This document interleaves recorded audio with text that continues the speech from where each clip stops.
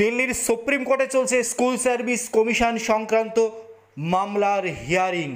আজ নির্দিষ্ট সময়ের কিছু পরে হলেও স্কুল সার্ভিসের মামলার হিয়ারিং শুরু হলো।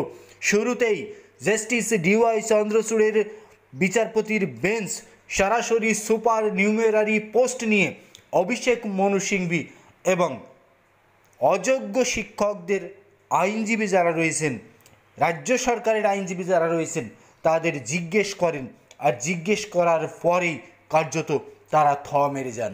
অন্যদিকে মুভমেন্ট করার চেষ্টা করেন, অন্যদিকে বিষয়টা ঘুরিয়ে দেওয়ার চেষ্টা করেন, বোঝানোর চেষ্টা করেন যে কলকাতা হাইকোর্ট বিভিন্ন শিক্ষকদের আর্গুমেন্ট না করার সুযোগ দিয়ে, শিক্ষকদের বক্তব্য না শুনে এই রায় দিয়েছেন।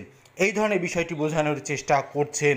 কিন্তু কলকাতা হাইকোর্টের এই ধরনের বিচারকে, কলকাতা হাইকোর্টের জাস্টিসদের বিচার প্রক্রিয়াকে বোঝানোর চেষ্টা করতে গিয়েই ধাক্কা খেতে হলো অভিষেক মনু সিংভিদের।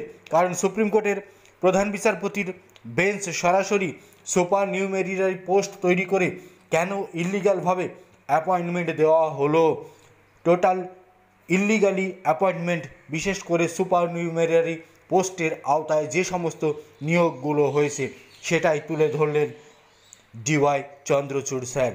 এখনও চূড়ান্ত হিয়ারিং চলছে, অনেক লম্বা হিয়ারিং হতে পারে, কারণ একাধিক মামলা রয়েছে, একাধিক এসএলপি রয়েছে। এখনও পর্যন্ত যা খবর পাওয়া গিয়েছে 14টি এসএলপি রয়েছে এই এসএসসি মামলার ক্ষেত্রে। শুধুমাত্র রাজ্য সরকারের আইনজীবীরা যারা এই মামলার প্রথম দিকে এসএলপি করেছিল, তাদের আইনজীবীরা সবেমাত্র এই সেশনে শুনানিতে অংশগ্রহণ করেছেন, করে প্রথমেই কার্যত তাদের চেপে ধরেছেন সুপ্রিম কোর্টের বিচারপতিদের বেঞ্চ সুপার নিউমেরারি পোস্ট নিয়ে, যে পোস্টে সমান্তরালভাবে কার্যত নিয়োগ করা হয়েছে।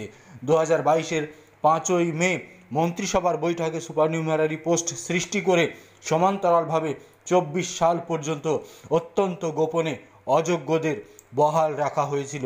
সেই সুপার নিউমেরারি পোস্ট নিয়ে কার্যত চেপে ধরলেন সুপ্রিম কোর্টের প্রধান বিচারপতির বেঞ্চ। এখনও কন্টিনিউ হিয়ারিং চলছে, পরবর্তী আপডেট অবশ্যই আপনাদের আমরা জানিয়ে দেব। এখন প্রাথমিক আপডেটটা আপনাদের দিয়ে রাখলাম।